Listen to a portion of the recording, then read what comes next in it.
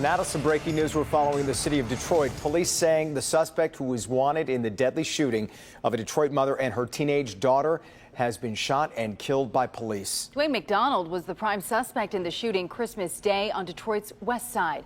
We want to get to Larry Sproul. And Larry, you just got an update from the chief. Good evening, Priya and Jason.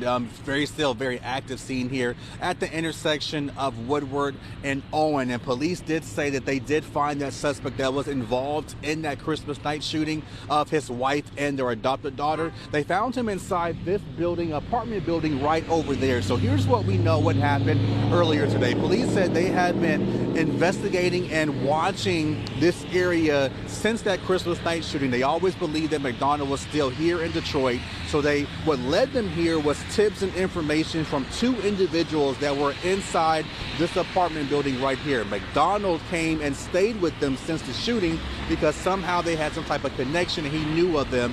They reached out to police because they were concerned for their own safety. Police arrived here, they went inside the building, they knocked on that apartment door, they announced themselves saying that Detroit police, somehow between somewhere there was a shot fired from inside that apartment leading outside. Police returned fire, shooting and killing McDonald there at the scene. Now, I spoke with Chief White. He tells me that his officers, his detectives have been here investigating. They have been investigating this case since the very beginning on Christmas night. And they wanted to interview him. They wanted to question McDonald about his motives. Chief White says he wanted a different outcome. Take a listen to what he had to say about this entire situation. We had hoped for a more peaceful outcome. We wanted to bring some closure to the family who, as you can imagine, is still struggling with what happened Christmas Day, losing their mom and this child.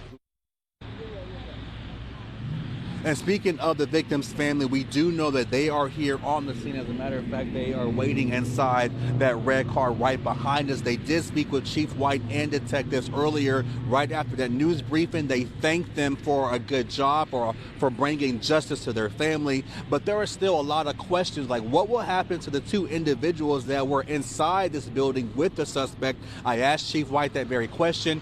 He says it's still a very active investigation. We are live on Detroit's north end tonight. Larry Sproul, Local 4. And we know you'll stay on top of this story for us. Larry, thank you.